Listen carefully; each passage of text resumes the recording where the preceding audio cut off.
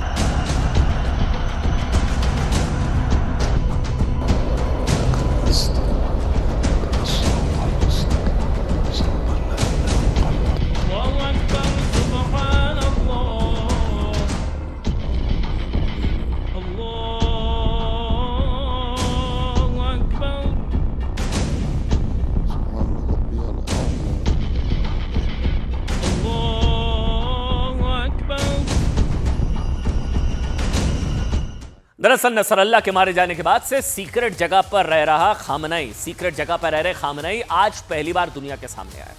5 साल बाद पहली बार देश को संबोधित किया खामनई ने। संभवतः पहली बार खुलेआम पूरी दुनिया के मुसलमानों से इजराइल के खिलाफ एकजुट होने की अपील की खामनई ने।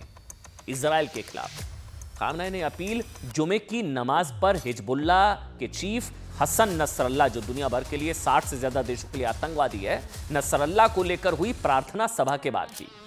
इस अपील में खामनई ने ऐसा क्या कहा जिसे इजराइल के 7 अक्टूबर वाले जख्मों पर नमक रगड़ने जैसा बताया जा रहा है। ये बताने से पहले आपको भारत की कुछ तस्वीरें हम सबसे पहले दिखाते हैं। दिखाइए भाई तस्वीरें।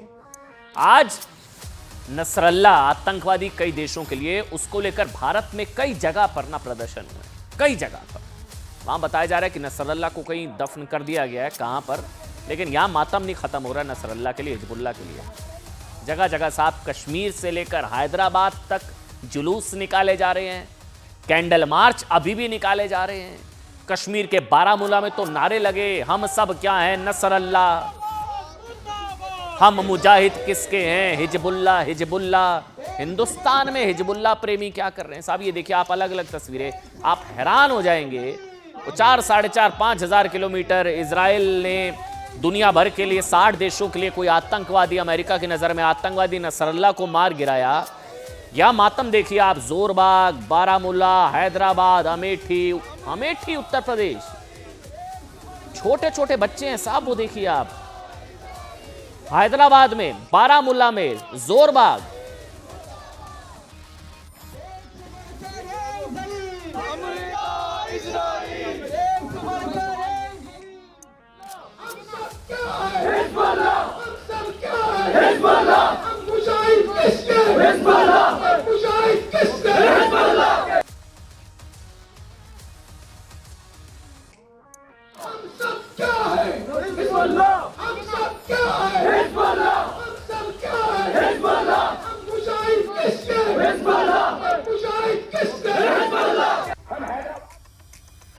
चलिए आपको ना, मतलब ये आप तस्वीरें देख रहे हैं, कश्मीर की तस्वीरें, हैदराबाद की तस्वीरें, नसरल्ला की मौत। मैं बार बार बोल रहा हूं आतंकवादी ना, क्योंकि साहब अमेरिका दुनिया भर के 60 देशों के लिए आतंकवादी, नसरल्ला मर गया, इजराइल ने मार दिया, दोनों का आपस का मामला। यहां के लोगों को पता नहीं क्या परेशानी हो रही है।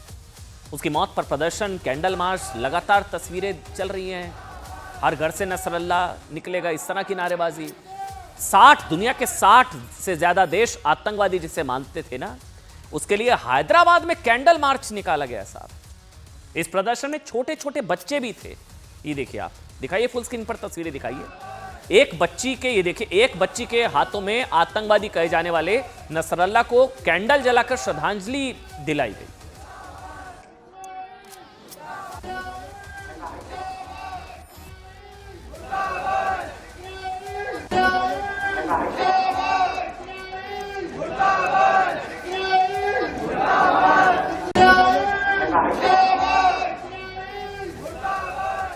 उधर दिल्ली के जोरबाग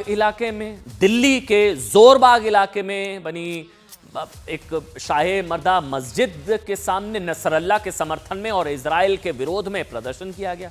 ये दिल्ली की तस्वीर है। इस प्रदर्शन में नेतन्याहू का पुतला जलाया गया, इजराइल को आतंकवादी बताया गया। दिखाई फुल स्क्रीन पर।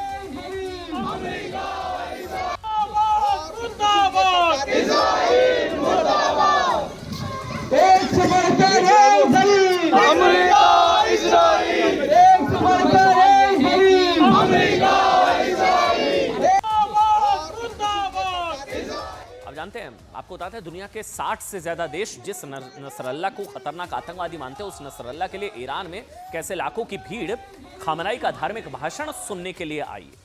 अब आपको वो दिखाते हैं, ये वो तस्वीरें इस वक्त। खामनाई ने आज तेहरान की ग्रैंड मस्जिद से 5 साल बाद जुमे की नमाज के बाद तकरीर की। पूरी दुनिया के मुसलमानों को इजराइल के खिलाफ एकजुट होने के लिए कहा।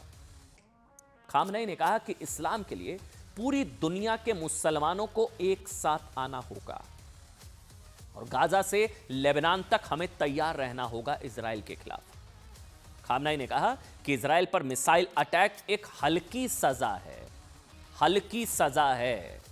यह कहा है खामनाई ने, इजराइल ने जो किया उसके लिए जो किया गया उसके साथ वो हल्की सजा है। इसी भाषण के दौरान खामनाई ने पिछले साल इजराइल पर हुए 7 अक्टूबर हमले का भी जिक्र किया। 7 अक्टूबर, खामनाई ने कहा कि पिछले साल 7 अक्टूबर को हुआ हमला सही था। यानी खामनाई ने उस हमले को जायज बताया जिसे लेकर इजराइल अब तक खून के आंसू रो रहा है। इसी हमले के बाद इजराइल ने कहा था कि ना भूलेंगे ना माफ करेंगे। पिछले साल 7 अक्टूबर को इजराइल पर हमास के आतंकवादी हमले को, या हमास के हमले को, हमारे देश के प्रधानमंत्री नरेंद्र मोदी ने भी आतंकी कृत्य बताया था। आतंकी कृत्य। इस हमले में हमास के आतंकवादियों ने छोटे छोटे बच्चों को जिंदा अवन में भून दिया था। 1200 से ज्यादा लोगों की हत्या की गई थी और 250 से ज्यादा लोगों का अपहरण किया गया था। इस हमले के जवाब में इजराइल ने गाजा को करीब करीब बर्बाद कर दिया है, हमास को लगभग खत्म कर दिया और हमास का समर्थन करने पर हिजबुल्लाह के लोगों को चुन चुन कर मार रहा है। इसी कड़ी में नसरल्ला मारा गया। अब ईरान खड़ा हो गया है, उधर हूती, हिजबुल्लाह, ईरान। इजराइल के हमले में ही हिजबुल्लाह चीफ नसरल्ला मारा गया। देखिए, इजराइल ने नसरल्ला को 27 सितंबर को मिसाइल अटैक के जरिए मारा। अच्छा, ये भी तस्वीर देखिए आप सब। अब जो कमान संभाल रहा है उसका काम तमाम हो रहा है। 27 को मारा, 27 तारीख को, 27 सितंबर को नसरल्ला मारा, आतंकवादी कई देशों के लिए आतंकवादी नसरल्ला। इसके बाद 28 सितंबर को खलील यासीन हिजबुल्लाह का नया चीफ बना और कुछ ही घंटों में इजराइल ने उसे भी हवाई हमले में मार गिराया। खलील यासीन के बाद ये माना गया कि हाशिम सफुद्दीन को हिजबुल्लाह का नया चीफ वो बन सकता है, लेकिन 3 अक्टूबर को इजराइल ने उसे भी मार गिराया। अब कहा जा रहा है कि जो भी अगली कमान संभालेगा उसको भी शायद इजराइल मार देगा। हिजबुल्लाह के खिलाफ इजराइल के आक्रामक हमलों से नाराज खामनई ने क्या कहा? खामनई ने कहा कि इजराइल गाजा और लेबनान में जो हत्याएं कर रहा है यही उसके खात्मे का कारण बनेंगे। खामनई ने कहा कि अमेरिका भी इजराइल को बचा नहीं पाएगा, अमेरिका भी। खामनई ने कहा कि इजराइल कभी भी हमास और हिजबुल्लाह को हरा नहीं पाएगा। खामनई ने मंगलवार को इजराइल पर हुए मिसाइल हमले का भी जिक्र किया और कहा कि ईरान ने इजराइल के गुनाह के लिए उसे सबसे कम सजा दी। 200 से ज्यादा मिसाइलें दागी थी, वो कह रहे हैं कम सजा दी। इस दौरान खामनई ने जंग के लिए ईरान का इरादा भी जता दिया। उन्होंने कहा कि इजराइल को किसी तरह की ढील नहीं दी जाएगी और ना ही नरमी बरती जाएगी। आज खामनई ने अमेरिका को पिशाच कहा, अमेरिका को पिशाच कहा, इजराइल को इंसानी भेड़िया बताया, इंसानी भेड़िया। इजराइल, अमेरिका पिशाच। खामनई ने पागल कुत्ता जैसे शब्दों का भी इस्तेमाल किया। खामनई ने ये सब कुछ आज हुआ और जिसको लेकर अब कहा जा रहा है कि एक तरीके से ऐलान जंग आज खामनई ने कर दिया है। देखिए, हिजबुल्लाह के हेडक्वार्टर पर बमबारी के बाद की तस्वीरें तो आपने देखी होंगी, लेकिन एक तस्वीर आपको दिखाता हूं। वो तस्वीर जो मैं आपको दिखाने जा रहा हूं वो शायद आज से पहले आपने नहीं देखी होंगी। दावा किया जा रहा है, इसको फुल स्क्रीन पर दिखाइए, दावा किया जा रहा है कि ये नसरल्ला के अंडरग्राउंड हेडक्वार्टर पर इजराइल की बमबारी की तस्वीरें, यही था नसरल्ला। ये एक्सक्लूसिव तस्वीरें हैं। बताया जा रहा है कि ये जो अभी ब्लास्ट होगा यहीं पर नसरल्ला था और यहीं पर इसी तरह से बमबारी से उसको मारा गया।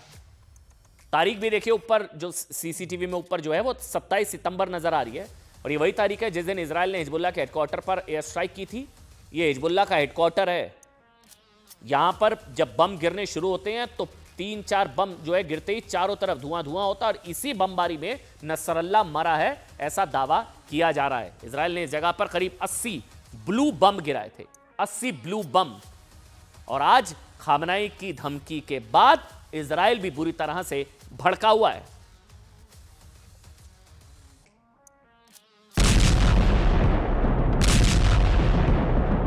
हिजबुल्लाह वक़ाइदुहु शहीद अल-बतल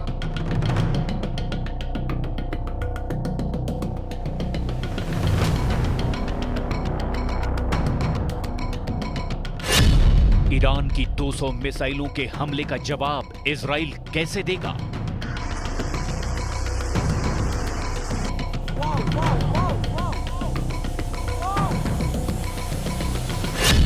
ईरान खौफ में है कि इजराइल उसके परमाणु ठिकानों को ना उड़ा दे।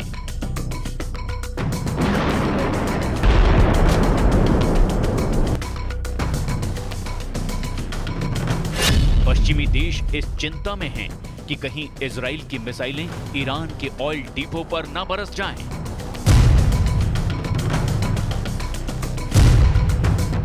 अमेरिका इस टेंशन में है कि अगर इजराइल ने खामनेई को खत्म करने का प्लान बनाया तो फिर युद्ध की ये आग किसी के रोके नहीं रुकेगी।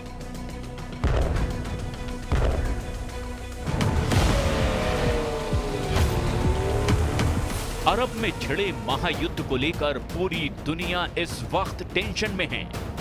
हर देश की टेंशन की अलग अलग वजह हैं। लेकिन इस बीच ईरान की एक न्यूज़पेपर की हेडलाइन ने इस टेंशन को और ज्यादा बढ़ा दिया है। ईरान के मशहूर न्यूज़पेपर तेहरान टाइम्स की ये हेडलाइंस देखिए। ईरान्स हैंड्स ऑन ट्रिगर, यानी ईरान का हाथ ट्रिगर पर है। क्या ये महज एक आर्टिकल की हेडलाइन है? क्या ये इजराइल को खुली धमकी है?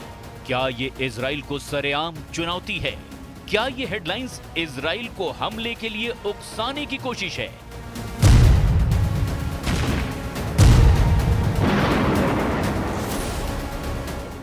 एक ताकतवर मुल्क को इस तरह से ललकारना, तबाही को दावत ना देना तो और क्या है।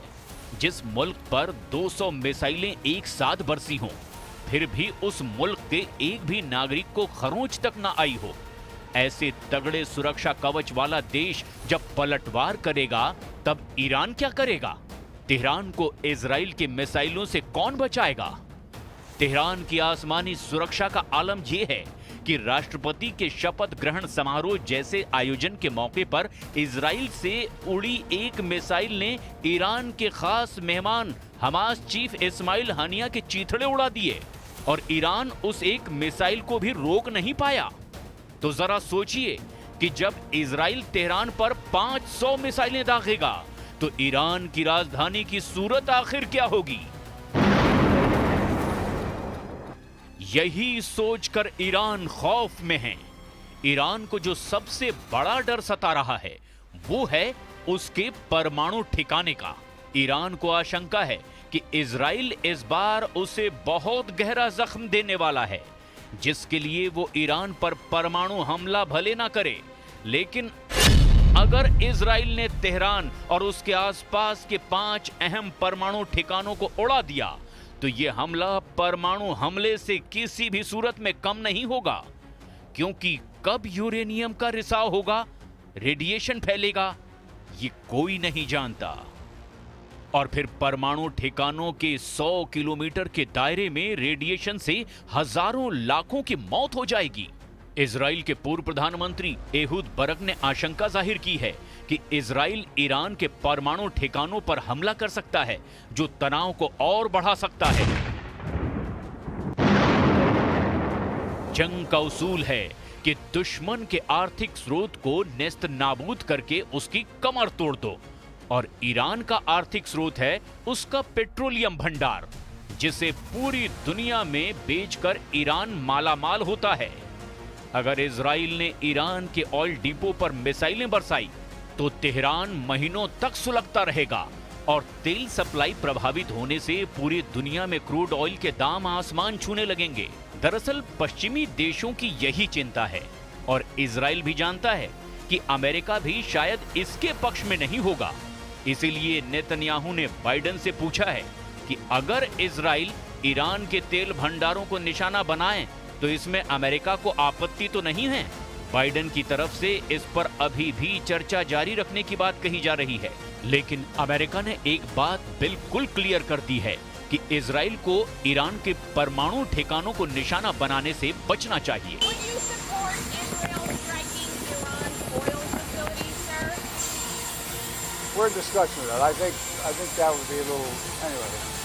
पूरी दुनिया मानकर चल रही है कि इजराइल ने ईरान पर हमले का पूरा रोड मैप तैयार कर लिया है।